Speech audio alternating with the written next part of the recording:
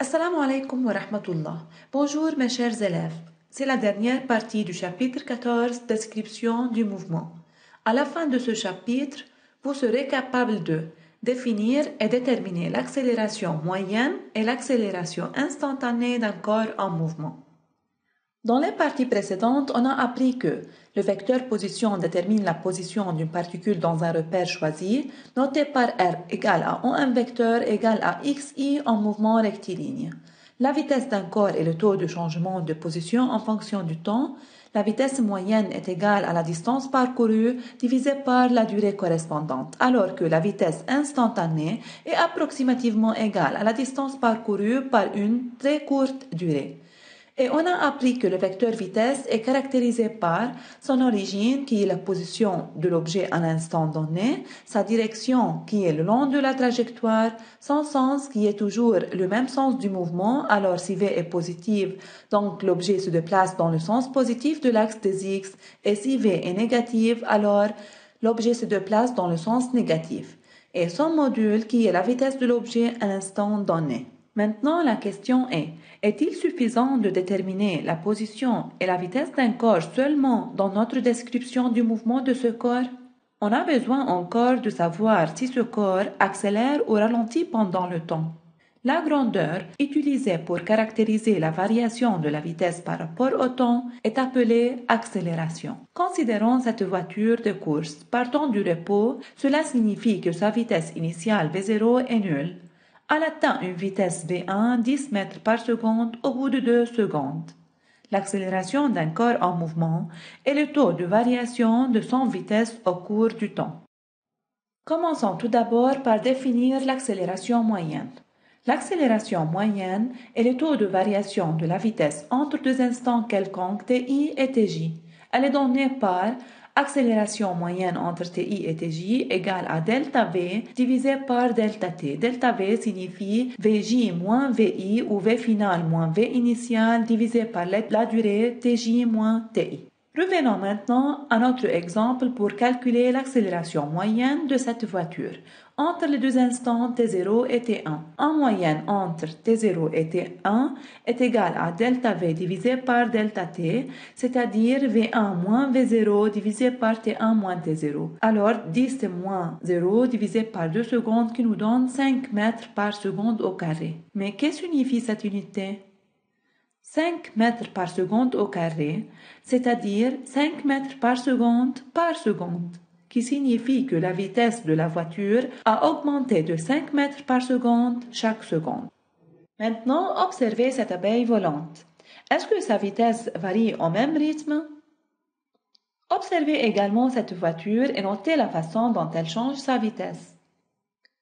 Dans ces cas, l'accélération diffère d'un instant à un autre et elle n'est pas égale à l'accélération moyenne à tout instant. Ainsi, nous devons calculer l'accélération plus précisément en calculant l'accélération instantanée. Et de la même manière de calcul de la vitesse instantanée, on doit prendre la variation de la vitesse, mais pendant une durée très courte. Alors, l'accélération instantanée à un instant ti est approximativement égale à l'accélération moyenne entre les deux instants les plus proches ti-1 et ti plus 1. Elle est donnée par AI est approximativement égal à A moyenne entre ti-1 et ti plus 1 qui est égal à delta v divisé par delta t, c'est-à-dire vi plus 1 qui est la vitesse juste après ti moins vi moins 1 qui est la vitesse juste avant ti divisé par la durée ti plus 1 moins ti moins 1. Et n'oublions pas que pour obtenir les valeurs des vitesses, on peut utiliser les enregistrements de la table à coussin d'air où le temps séparant deux positions consécutives et constant est égal à taux. Pour mieux comprendre, on va résoudre cette application ensemble. Pour calculer l'accélération instantanée d'une voiture, on enregistre la vitesse indiquée par le compteur de vitesse pendant chaque 0,25 secondes. Notez que 0,25 secondes est considéré comme très courte durée pour le mouvement d'une voiture, mais ce n'est pas le cas pour une mouche par exemple. Dans la partie 1, calculez l'accélération de la voiture entre les instants t0 et t3. Alors, on nous demande de calculer l'accélération moyenne entre T0 et T3, qui est égale à delta V divisé par delta T, c'est-à-dire V3 moins V0 divisé par T3 moins T0. D'après la figure, on remplace V3 et V0 par sa valeur et notons que T3 moins T0 est égal à 3 taux, alors on obtient que l'accélération moyenne est égale à 4,26 mètres par seconde au carré. La partie 2, calculer l'accélération de la voiture à l'instant T1. Alors, on nous demande de calculer l'accélération instantanée à l'instant T1, qui est approximativement égale à l'accélération moyenne entre les deux instants juste avant et après T1. Alors, l'accélération moyenne A02, qui est égale à delta V divisé par delta T, c'est-à-dire V2 moins V0 divisé par T2 moins T0, est d'après la figure 13 moins 10 divisé par 2 taux qui nous donne 6 mètres par seconde au carré. L'accélération est également ayant un module, une direction et un sens. Alors, elle est décrite comme une quantité vectorielle. Le vecteur accélération d'un objet en mouvement rectiligne est défini par le vecteur A égale à AI, tel que A est la valeur algébrique du vecteur accélération. Il est caractérisé par son origine, qui est la position de l'objet à l'instant donné, sa direction le long de la trajectoire, son sens, qui sera discuté dans les pages suivantes, et son module, l'accélération de l'objet à l'instant considéré et qui est égal aux normes du vecteur accélération. Passons maintenant pour déterminer le sens du vecteur accélération. Considérons un objet en mouvement dans le sens positif de l'axe des X, où sa vitesse augmente. Le mouvement est dit accéléré dans ce cas, où V final est plus grand que V initial et alors V final moins V initial est plus grand que 0, qui nous donne que delta V est plus grand que 0 et par suite A sera positive. Maintenant, laissons-nous représenter les vecteurs vitesse et accélération. Premièrement, le vecteur vitesse est toujours dans le sens du mouvement, alors dans le sens positif de l'axe des X. Et on obtient que A est encore positive, alors A est aussi dans le sens positif de l'axe des X. Donc, on conclut que dans le cas d'un mouvement accéléré, le vecteur accélération est dans le même sens du mouvement.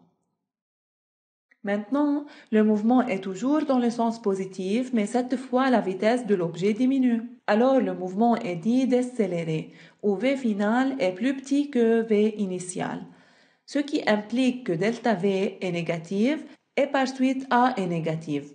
De même, comme nous l'avons mentionné, V est toujours représenté dans le sens du mouvement.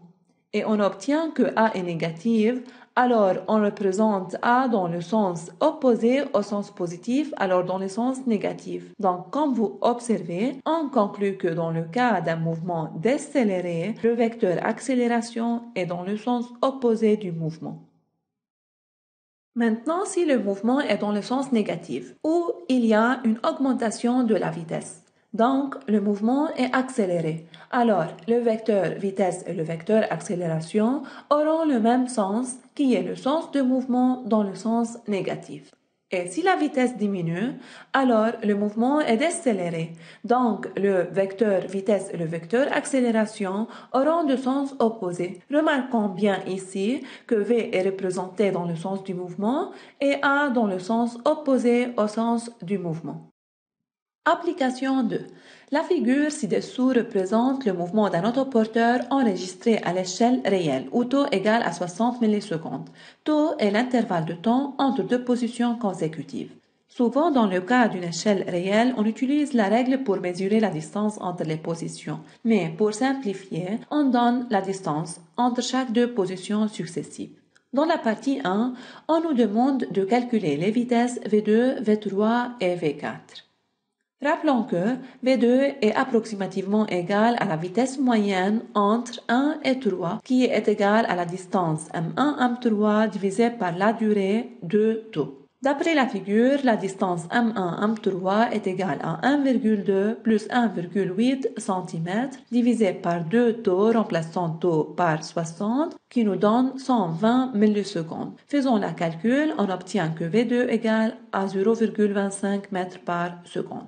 De la même manière, on calcule les vitesses V3 et V4 qui seront égales à 0,35 mètres par seconde et 0,45 mètres par seconde respectivement. Posez la vidéo et faites vous-même le calcul de V3 et V4.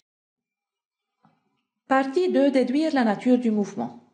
On a la trajectoire est une ligne droite. Et comme vous remarquez dans les parties précédentes, les valeurs des vitesses aux instants T1, T2 et T3 augmentent avec le temps. Donc, le mouvement est dit rectiligne accéléré. Partie 3, donnez les caractéristiques du vecteur vitesse V3 à la position M3, puis représentez-le sur la figure.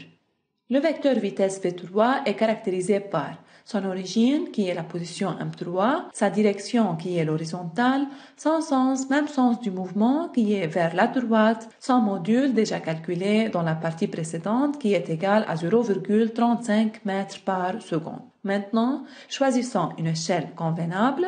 Par exemple, chaque 1 cm équivaut à 0,35 mètres par seconde. Alors, on représente V3 au point M3 vers la droite avec une longueur de 1 cm. Dans la partie 4, on nous demande de calculer l'accélération à la position M3, c'est-à-dire l'accélération instantanée à l'instant T3, qui est approximativement égale à l'accélération moyenne entre les deux instants T2 et T4 juste avant et après T3, qui est égale à delta V divisé par delta T, égale à V4 moins V2 divisé par 2 taux. Remplaçons V4, V2 et taux par leur valeur et n'oublions pas de convertir taux de millisecondes en secondes en multipliant par 10 à la puissance moins 3. Alors, on obtient que A3 est égal à 1,6 mètres par seconde au carré. La dernière partie, donnez les caractéristiques du vecteur accélération A3 à la position M3, puis représentez-le sur la figure. Le vecteur accélération A3 est caractérisé par son origine, qui est la position M3, sa direction, qui est l'horizontale, sens, comme le mouvement est accéléré, alors A est dans le même sens du mouvement, par son module, qui est égal à A3, égal à 1,6 mètres par seconde au carré. Maintenant, choisissons une échelle convenable, par exemple, chaque 1 cm équivaut à 2 mètres par seconde au carré, alors on obtient que la longueur du vecteur accélération doit être égale à 0,8 cm. Donc, on représente le vecteur accélération A3 au point M3 dirigé dans le même sens du mouvement, dans le même sens que V3 et de longueur 0,8 cm. Et finalement, voici un résumé de ce qu'on a appris dans cette vidéo. On a vu que l'accélération est le taux de variation de la vitesse en fonction du temps, que l'accélération moyenne est donnée par la formule delta V divisé par delta T, que l'accélération instantanée est donnée par delta V divisé par une durée très courte, que le vecteur accélération est caractérisé par son origine, qui est la position de l'objet à l'instant donné, par sa direction le long de la trajectoire, son module l'accélération de l'objet à l'instant considéré, par son sens qui est dans le sens du mouvement quand la vitesse augmente et dans le sens opposé au mouvement quand la vitesse diminue. Autrement dit, dans le cas d'un mouvement accéléré, le vecteur accélération est dans le sens que celui du mouvement où A fois V est positif dans ce cas, tandis que dans le cas d'un mouvement décéléré, le vecteur accélération est dans le sens opposé à celui du mouvement où A fois V est négatif dans ce cas. C'est la fin de cette leçon. Je vous souhaite une bonne étude. Au revoir.